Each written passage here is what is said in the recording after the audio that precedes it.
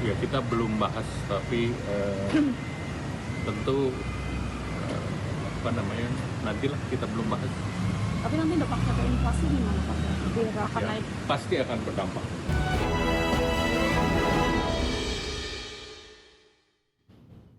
Kembali bersama kami di Prime Market Highlights, pemirsa. Menteri Koordinator Bidang Perekonomian Erlangga Hartarto mengakui kebijakan redenominasi rupiah akan berdampak terhadap inflasi. Ya, untuk itu rencana redenominasi rupiah akan dibahas secara mendalam oleh pemerintah. Menteri Koordinator Bidang Perekonomian Erlangga Hartarto menegaskan rencana redenominasi rupiah belum dibahas secara mendalam oleh pemerintah. Meski demikian, Erlangga mengakui kebijakan tersebut pasti akan memiliki dampak terhadap inflasi. Meski demikian, Erlangga belum memastikan arah dampak tersebut. Apakah akan menimbulkan kenaikan inflasi atau tidak? Ya kita belum bahas, tapi tentu nantilah kita belum bahas. Tapi nanti dampaknya ke inflasi gimana Pak? Apakah akan Ya, naik? pasti akan berdampak. Sebelumnya, Kementerian Keuangan melalui Peraturan Menteri Keuangan Nomor 70 Tahun 2025 telah memasukkan rancangan Undang-Undang Redenominasi Rupiah ke dalam Program Legislasi Nasional Jangka Menengah 2025-2029. RUU tersebut merupakan inisiatif pemerintah atas usulan Bank Indonesia dan ditargetkan rampung paling lambat pada 2027 mendatang. Jakarta, Tim Liputan IDX Channel.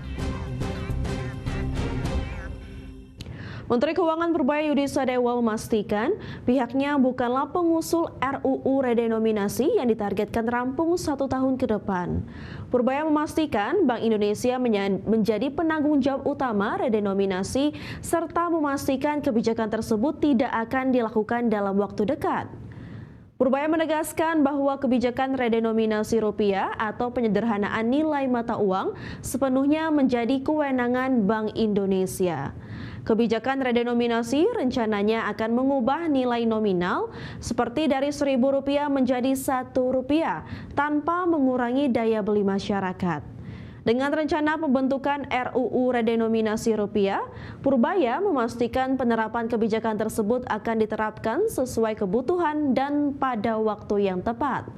Dirinya juga menegaskan bahwa persoalan redenominasi bukan ranah Kementerian Keuangan, sehingga Bank Indonesia menjadi penanggung jawab dari penyusunan RUU tersebut.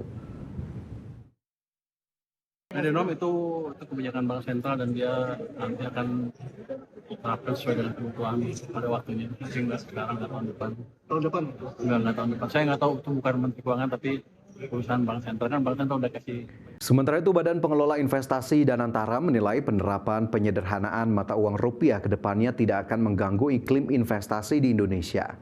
Pasalnya, redenominasi rupiah telah melalui kajian mendalam dan mempertimbangkan kepentingan masyarakat luas. Chief Operating Officer Danantara, Doni Oskaria, menyatakan tidak khawatir terhadap dampak kebijakan Kementerian Keuangan dalam menerapkan redenominasi rupiah. Pasalnya, dirinya meyakini kebijakan yang dilakukan pemerintah akan memberikan manfaat jangka panjang terhadap perekonomian nasional. Untuk itu, ia mengatakan redenominasi ke depannya tidak akan mengganggu iklim investasi di Indonesia karena telah mempertimbangkan kepentingan masyarakat luas. Sebelumnya, pemerintah melalui Kementerian Keuangan tengah mempersiapkan rancangan undang-undang tentang perubahan harga rupiah atau RUU redenominasi yang ditargetkan rampung pada tahun 2027. RUU tersebut telah tercantum dalam Peraturan Menteri Keuangan Nomor 70 Tahun 2025 tentang Rencana Strategis Kementerian Keuangan tahun 2025-2029 yang ditandatangani pada 10 Oktober 2025. Oh enggak, sama sekali enggak, karena buat kita apapun yang dilakukan oleh pemerintah itu pasti sesuatu yang baik dan sudah dipikirkan, jadi tidak mungkin mengambil satu kebijakan tanpa dipikirkan mendalam, jadi semuanya pasti sudah dipikirkan. Yes, ini cukup menarik ya Fajar ya, terkait pemerintah yang membahas lagi terkait penyederhanaan mata uang rupiah ya. Tapi ini kan bukan tentang penyederhanaan atau mengurangi nol saja dari nilai rupiah, tapi bagaimana nanti dalam transisi tersebut menjaga stabilitas ekonomi kita agar tidak jadi inflasi ya.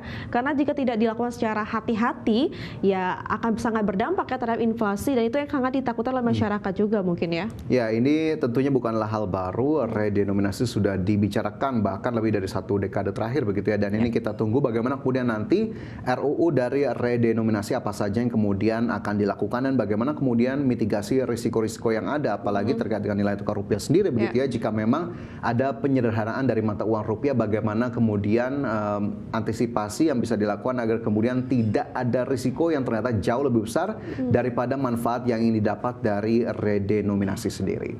Baik, kita bergeser ke informasi lainnya. Pemirsa, Otoritas Jasa Keuangan mencatat ada 103.261 pengajuan kredit pemilikan rumah dengan skema fasilitas likuiditas pembiayaan perumahan. Ya, dari jumlah itu sebanyak 42,9% pengajuan gagal disetujui karena masalah administrasi. Otoritas Jasa Keuangan mencatat ada 103.261 pengajuan kredit kepemilikan rumah dengan skema fasilitas likuiditas pembiayaan perumahan. Dari jumlah tersebut, sebanyak 42,9% pengajuan gagal disetujui karena masalah administrasi. Ketua Dewan Komisioner OJK Mahendra Siregar menyebut OJK telah melakukan klarifikasi dan verifikasi data bersama BP Tapera dan sejumlah bank penyalur untuk memastikan penyebab utama banyaknya pengajuan yang tidak lolos. Selain karena dokumen yang tak lengkap, sebagian pemohon juga tidak memenuhi kriteria penerima FLPP. Mahendra menuturkan hanya sebagian kecil yang ditolak karena catatan di sistem layanan informasi keuangan terutama debitur dengan saldo kurang dari Rp1 juta yang dinilai macet.